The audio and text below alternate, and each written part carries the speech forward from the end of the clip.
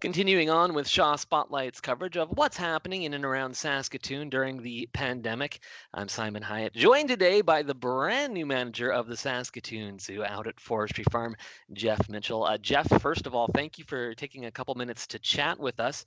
Welcome to Saskatoon. I know you're from the States originally. Give us an idea of how you ended up here in Saskatoon looking after our zoo. Sure. So, I'm from Indiana originally.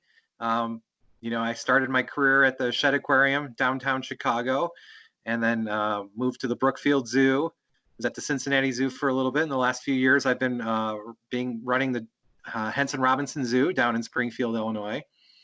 And I've always wanted to work out of the U.S. And so I actually applied for a few different positions, this one and a couple positions over in New Zealand. Actually, I interviewed for all of them, and when I got a chance to see and understand and meet the people up here in Saskatoon, I just knew this was the right fit for me. What was it about the Saskatoon Zoo that appealed to you? So the first thing that appealed to me was the community around here. So I'm a pretty outgoing guy, and when I was interviewing, I was downtown for a couple days. So I actually just walked up to people eating at restaurants, and I said, "Hey, I'm in town interviewing. Tell me what you think of Saskatoon. Tell me what you think of the zoo." And everyone was just so nice and so talked so great about the zoo and everything here, and the summertime and the community around here. I was just like, man, this is a community I need to join. That's fantastic. Great to hear. Of course, you've arrived and had to move at a very interesting time, not just in Saskatoon, but around the world with what we're seeing with COVID-19. Can you talk a little bit from the zoo perspective how this specific situation is affecting you folks? So it's honestly it's not affecting us a whole lot. We have to be out here every day taking care of the animals, feeding the animals, cleaning, doing enrichment, doing our training.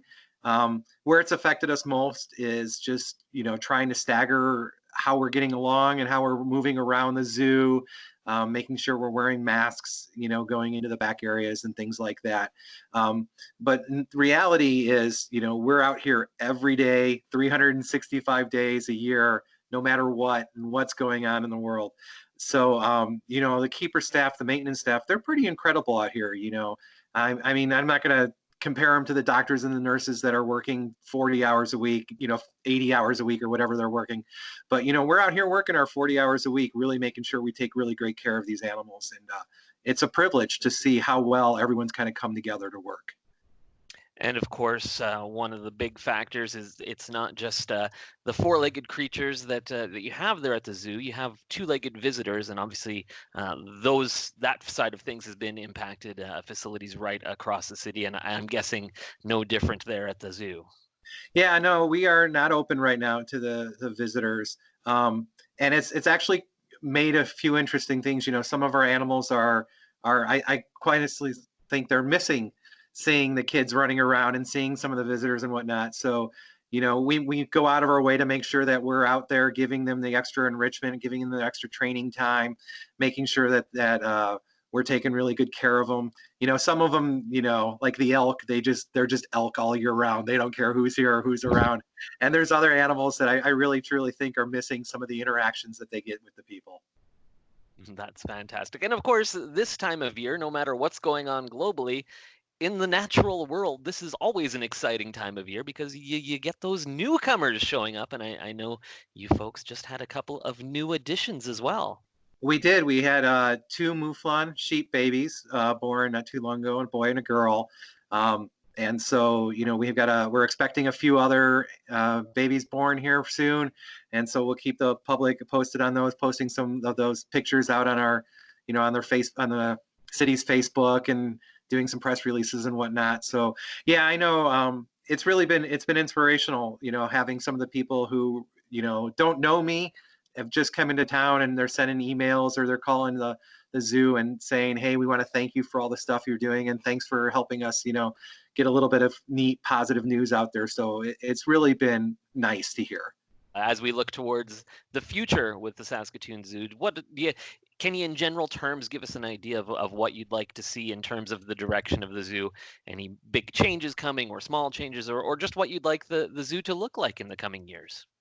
So, I try to come into a new situation like this without a lot of my own ideas. So, one of the things that I really like to do is get a feel for the community and get a feel for the zookeepers on what they want to work with and what the community wants to see. Maybe I want to bring polar bears in, but no one around here wants to see polar bears. Maybe they want to see an Asiatic bear or something like that. So, looking at those things and really doing a collection plan and planning things around like that, and really looking at what we can do to improve the infrastructure that we have and where we need to go ahead and build some new things and some new exciting things. Um, we've got an amazing collection of animals here. I'm really thrilled. I've never been at a facility that has such large open areas for like the bison and the elk and the sheep, and the caribou. I've never seen a facility that has quite as big of areas for that. And so we have some really special things here that I think we need to take advantage of. Well, Jeff, can't wait until members of the public can take advantage of all of that and come out and see the animals and meet you in person. Obviously, we don't know when that will be, but hopefully sooner rather than later. And until then, just thanks very much for spending a few minutes with us today. Well, thanks for having me. I'm just honored to be in this town and to be in this position here at the zoo. Thanks.